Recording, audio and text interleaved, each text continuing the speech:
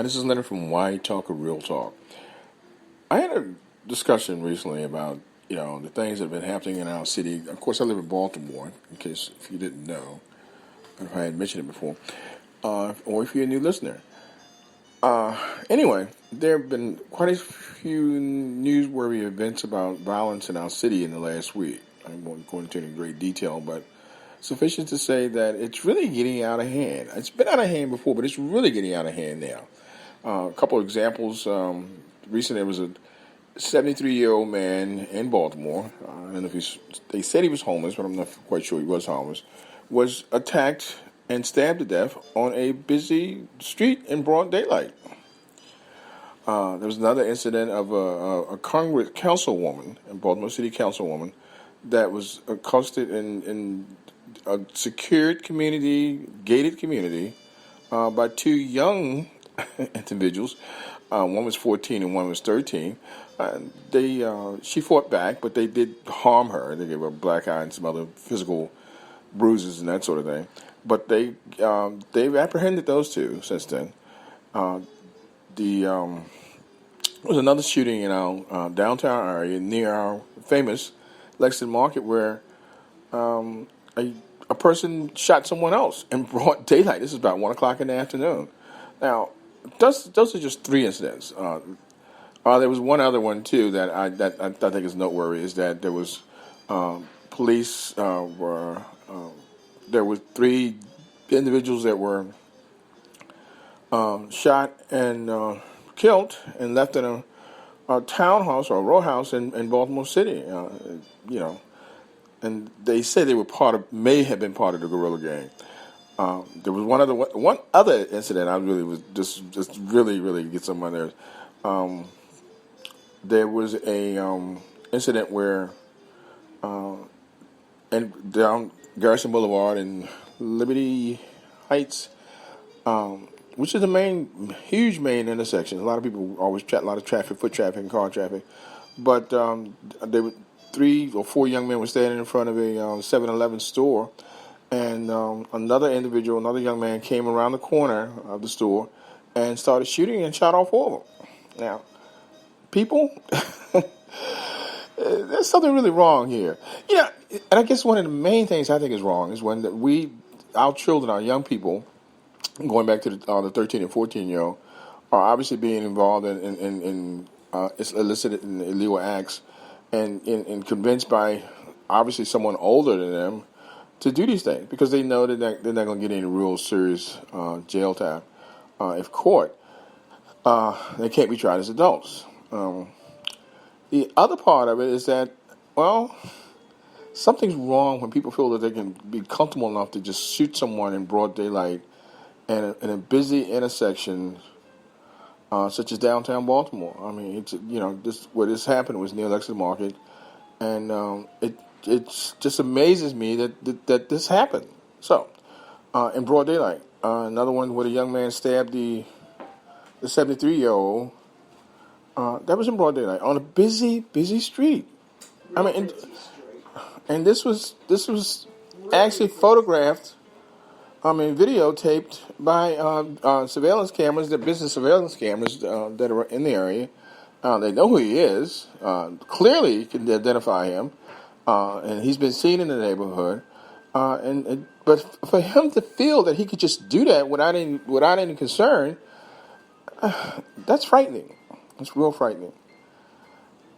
We need to do something, and I don't know what that is. I mean, we have a new mayor that's coming on board today, I think.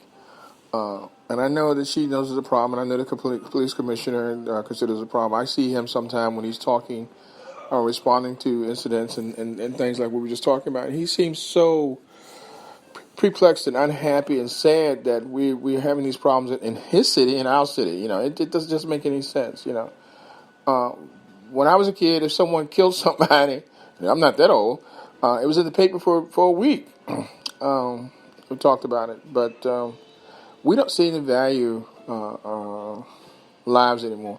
The bad part about it, we don't, and I'm black, of course you can tell that, and it seems that black people really don't value themselves because we're killing each other at a phenomenal rate. I mean, the police won't have to worry about apprehending us and killing us because guess what? We're killing ourselves, But then and we wonder why, why do the police want to shoot us when they apprehend us or when they're confronted with us? Well, because they're afraid. You know, if I was a policeman and some of these people that, in the way they react when the police intercept them and do things, getting out the car and running and stuff like that, or just the things that we do, stupid things. We have a gun. Why would you want to carry a gun knowing how the situation is with police and just why? Why carry a gun? I mean, do you need a gun? I mean, is there something about you that you have to carry a gun around with you everywhere you go? And I'm talking about individuals, obviously, who do this. And I, it amazes me. It amazes me that we have to be so concerned about guns when we leave our homes and that sort of thing. So, and I know that's just a few of us. It's not all of us, but the ones that do make it a problem because, the way things going, you could be walking down the street or coming out of a store, 7-Eleven or wherever, or at a gas station or wherever, and someone pulls in to shoot at someone else, and you're innocent bystander. So that's frightening. That's real frightening. And some people now don't even want to go into town, Baltimore City, because the crime that's there and the incidents that are happening. And I myself am wondering, is it really worth it? Is it worth the concern that you would have to feel to go into the city? But what frightens me is that it doesn't seem to be getting any better. If anything, it's getting worse. And really, since the Freddie Jackson incident last year, it's really gotten worse. I mean, it's like, it's wholesale, shoot them up, shoot them up, shoot them up, shoot them up. The people just started I don't know. We need to do something. I'll repeat that. We need to do something. And I think it all starts at home. And I mean that. I think if you have a child, well, okay, you're a parent, you have children, male or female, but particularly male, start teaching them the value of life, their lives and everyone else's lives. Teach them the value of respect. Because obviously they've lost that. A lot of our young men, even some of our young women have lost their sense of the value of a life or the value of respect. If you respected someone, then you wouldn't be so inclined to shoot them. If you valued their life and your life, then you wouldn't be so inclined to shoot them again. So we need to do something. We need to really, really, and I keep saying that because it's so important. I see our communities and our young people, our culture just falling apart. And, it's frightening. It's disgusting. It's sickening. And I wish I could throw some other words out there because all of it plus that is there. I really feel that somehow we're losing. Anyway, this is Leonard from Why Talk or Real Talk. This is just a real quick comment on violence in our city and violence across the country. But anyway, take care and God bless, and I'll talk to you soon.